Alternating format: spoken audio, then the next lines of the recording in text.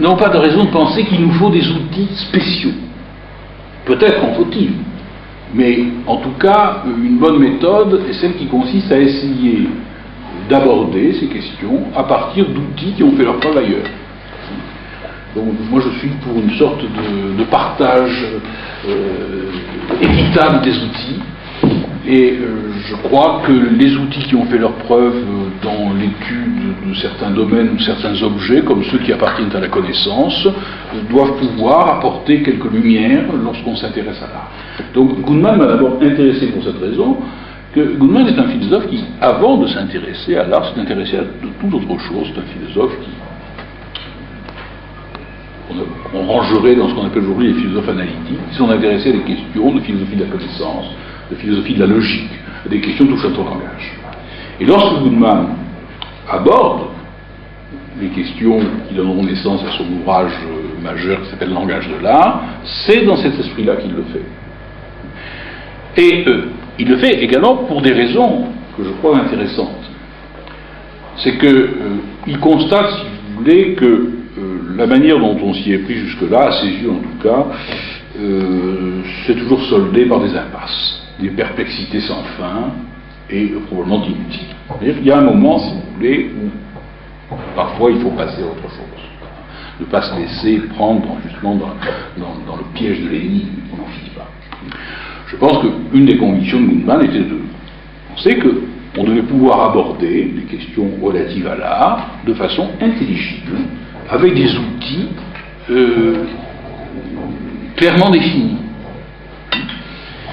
C'est ce qu'il fait dans le langage de l'art, en décidant de mettre entre parenthèses les questions relatives à la nature de l'art, du genre qu'est-ce que l'art, pour simplement se demander, au fond, comment ça fonctionne un objet esthétique.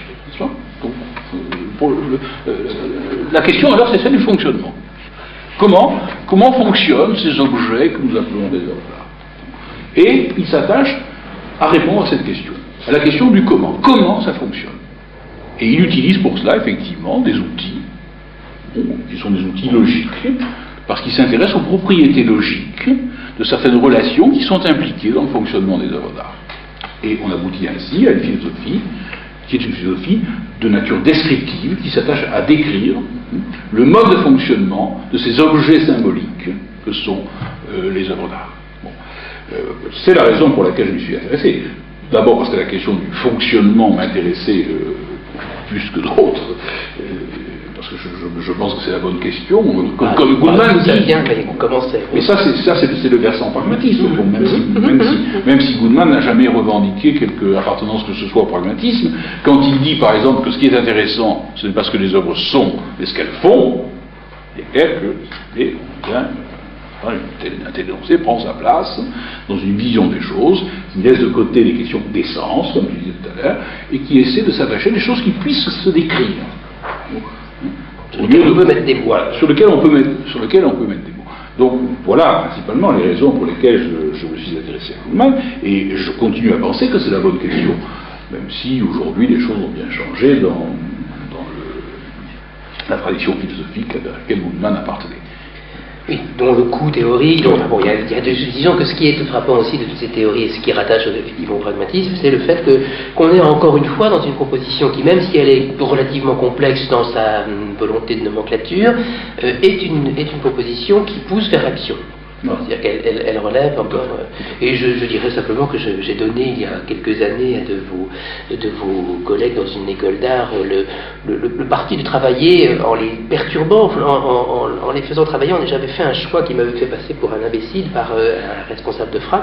J'avais été dans un FRAC local et j'avais pris des œuvres que j'avais choisies pour l'hétérogénéité de leur forme de manifestation. Donc il y avait des trucs en plastique imprimé, il y avait des choses peintes à la main, et ça faisait évidemment un ensemble totalement hétérogène. Moi je savais ce que je faisais pas trop la personne à qui j'empruntais, et la règle du jeu a été précisément de faire une exposition de cartel, c'est-à-dire de prendre les critères de Goodman et de les appliquer. Alors du coup on avait fait une expo qui avait une étrange allure car les œuvres étaient posées au sol et les cartels étaient ce qui était exposé. Mais il y avait vraiment eu là-dedans du coup une manière de rentrer dans un rapport concret aux œuvres par la logique descriptive, qui est, je crois, décidément un des autres avantages de cette tradition américaine-là, que de produire effectivement que de produire de l'action.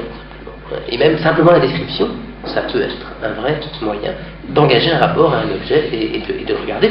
Et jusqu'à cette question difficile, qui était difficile même pour nous, je dirais, de suspendre le jugement de valeur.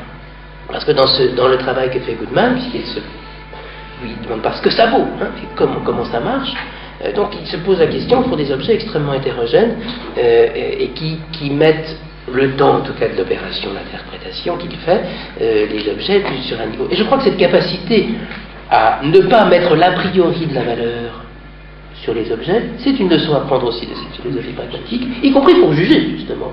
C'est-à-dire pour voir comment le jugement, on le fabrique avec une raison qu'on convoque, et pas une raison qui serait déjà là avant d'être là, avant qu'on se soit. Alors, bon, Goodman, c'était un des moments. Il y a un autre personnage dans cette espèce de panthéon, décidément, et vous nous sommes là un peu pour interroger la tradition américaine, puisque tu la connais bien. Un autre personnage qui a cet intérêt qu'il a une double vie, précisément, de théoricien et de critique, c'est Monsieur Danto. Monsieur Danto. La transfiguration du banal, toutes ces propositions théoriques qui sont encore vives, puisque Danto continue à publier. Je crois que là aussi il se rattache lui à la tradition pragmatiste, au moins en ceci, qu'il fait des livres, je dirais, qui génèrent quelque chose, qui génèrent des lecteurs par exemple déjà, et puis qui se génèrent elles-mêmes. Voilà. C'est très différent pourtant, c'est vraiment un dispositif. Oui, je trouve que c'est très différent. Danto est quelqu'un qui. Je ne sais pas, moi j'ai une opinion sur ce qu'elle vaut. D'abord, ce que l'on peut constater, c'est qu'il s'est de plus en plus rapproché dans tous ses derniers livres d'une inspiration hegelienne, qu'il revendique d'ailleurs. Donc, si vous voulez, il s'est quand même tourné vers un type d'analyse qui est hegelien d'abord en ceci qu'il tente à situer ce dont il parle dans un récit. Et quand on dit dans un récit, vous voyez qu'on est presque inévitablement amené à réintroduire quelque chose qui ressemble à une finalité. Donc ça c'est le côté, je pense, européen, je dirais presque européen chic, de Danto.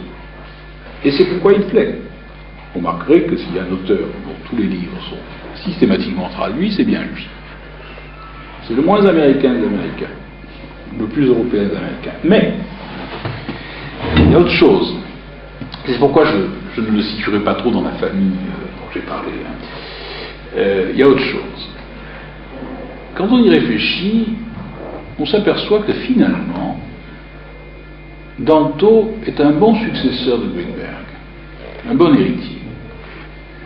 D'une autre façon, mais finalement,